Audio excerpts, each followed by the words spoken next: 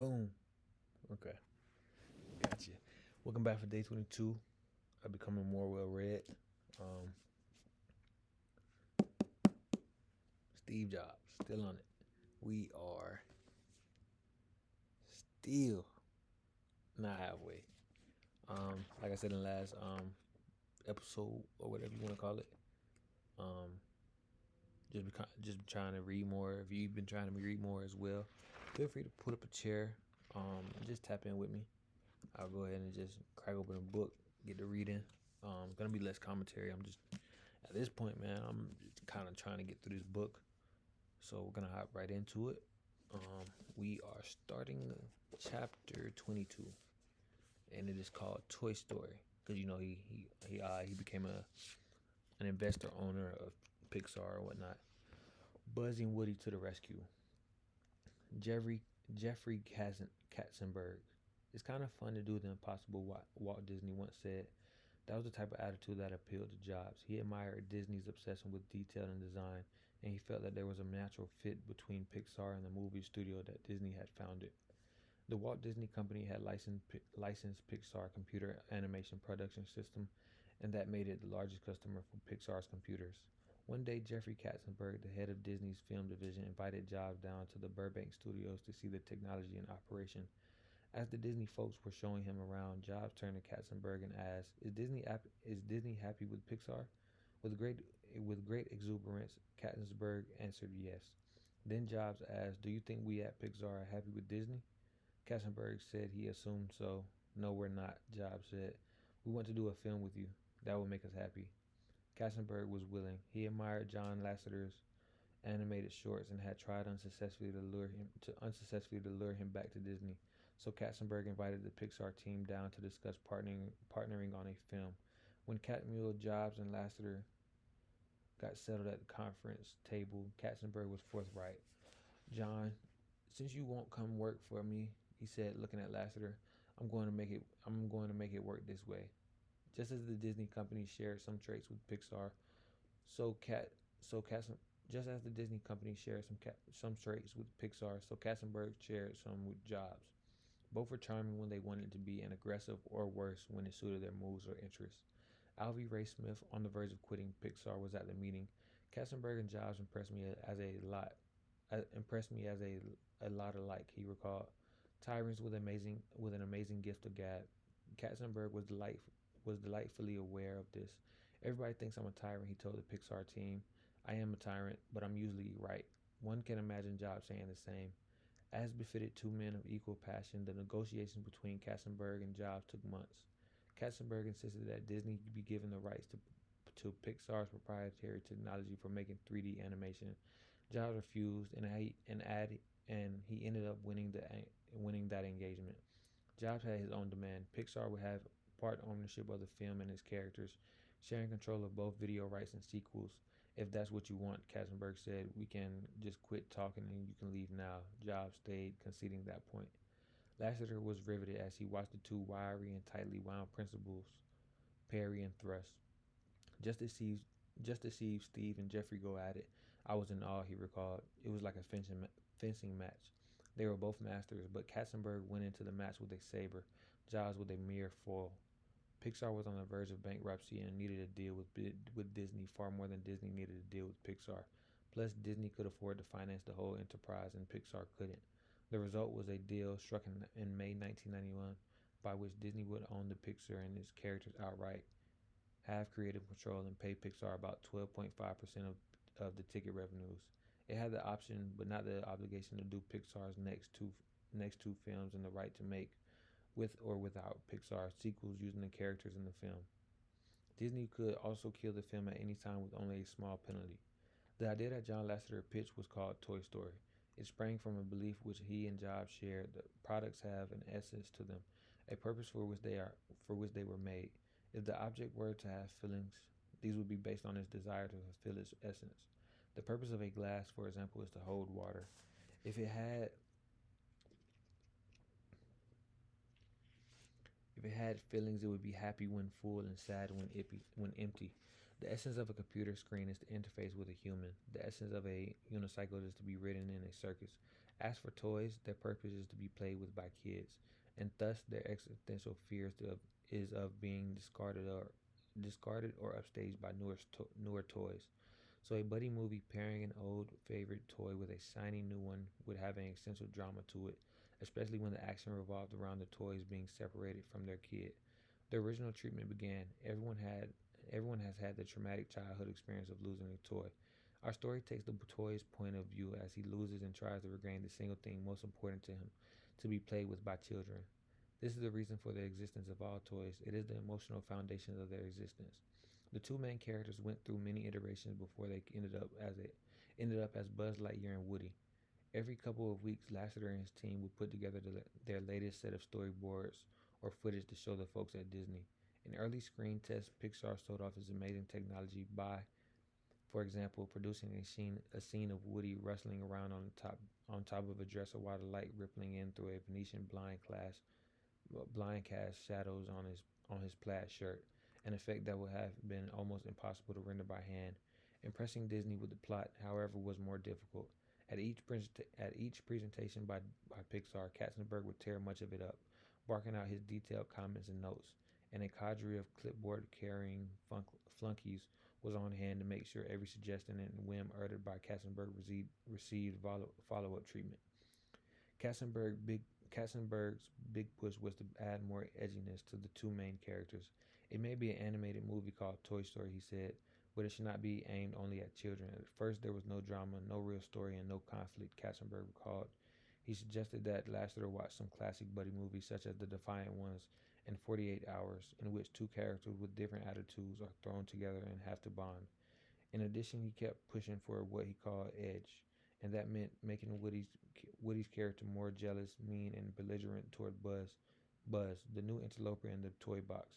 It's a toy eat toy world, Woody says at one point after pushing Buzz out of a window. After many rounds of notes from Katzenberg and other Disney execs, Woody had been stripped of almost all charm. In one scene, he throws the other toys off the bed and orders Slinky to come help. When Slinky hesitates, Woody barks, "Who said your job was to think, Spring Wiener?"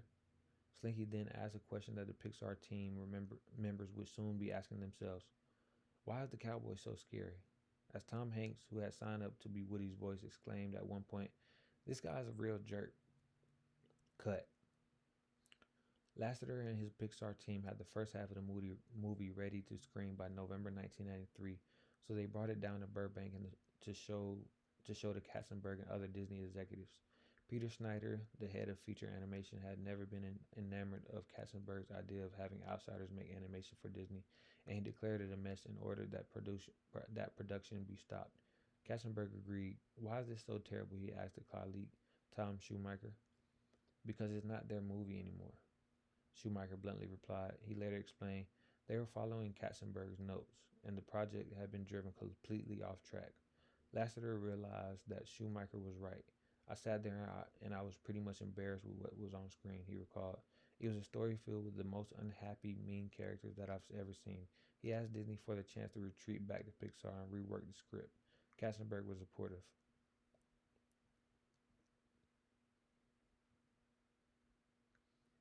Jobs did not insert himself much into the creative process, given his proclivity to be in control, especially on matters of taste and design. This self-restraint was a testament to his respect for Lasseter and the other artists at Pixar, as well as for the ability of Lasseter and Catmull to keep him at bay. He did, however, help manage the relationship with Disney, and the Pixar team appreciated that. When Katzenberg and Snyder hated production on Toy Story, Jobs kept the work going with his own personal funding, and he took their side against Katzenberg. He had Toy Story all messed up, Jobs later said.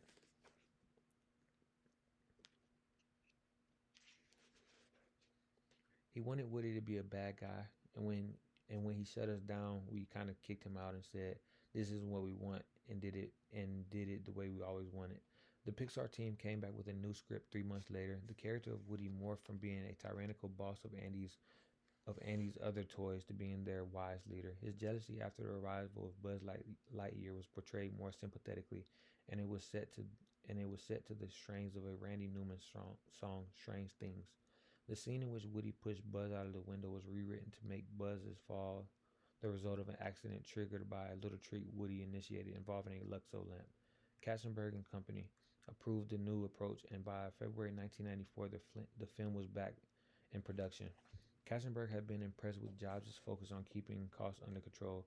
Even in the early budgeting process, Steve was very eager to do as efficiently as to do it as efficiently as possible. He said, but the $17 million production budget was proving inadequate, especially given a major revision that was necessary after Katzenberg had pushed them to make Woody too edgy.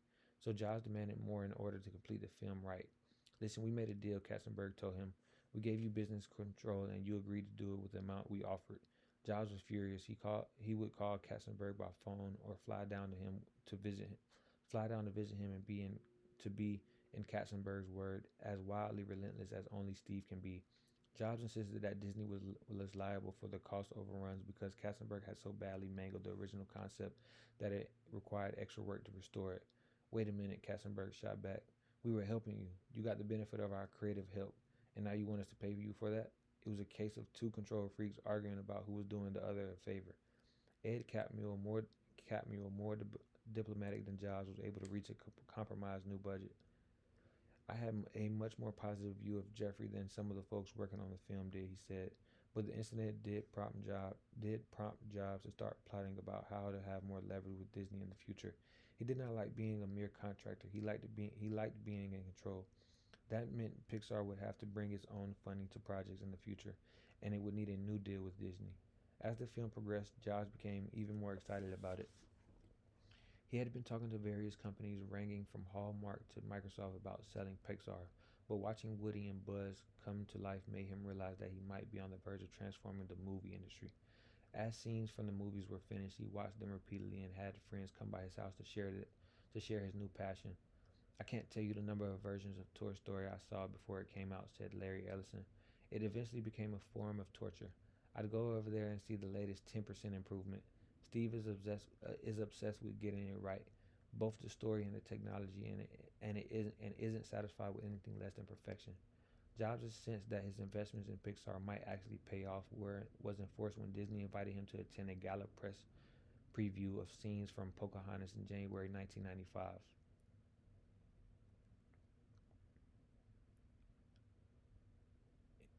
Scenes of Pocahontas in January 1995 in a tent in Manhattan's Central Park.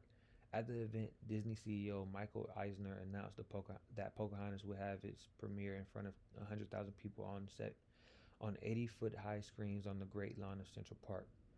Jobs was a master showman who knew how to stage great premieres, but even he was astounded by this plan. Buzz Lightyear's great ex, ex, extort, extort, ex, exhortate, extort, oh my goodness. Buzz Lightyear's great exhortation, exhortation, exhortation, exhortation, exhortation to infinity and beyond suddenly seemed worth heeding. Jobs decided that the release of Toy Story that November would be the occasion to take Pixar public. Even the usually eager investment bankers were dubious and said it couldn't happen. Pixar had spent 5 years hemorrhaging money, but Jobs was determined. I was nervous and argued that we would wait until after our second movie. Lasseter recalled. Steve overruled me and said we needed the cash so we could put up half the money for our films and renegotiate the Disney deal.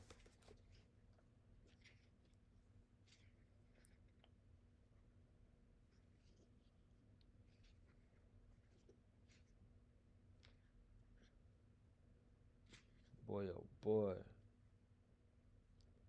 very very so close to being halfway done. Um, Gonna have to cut it here. I almost forgot about this today. Um, had some fun.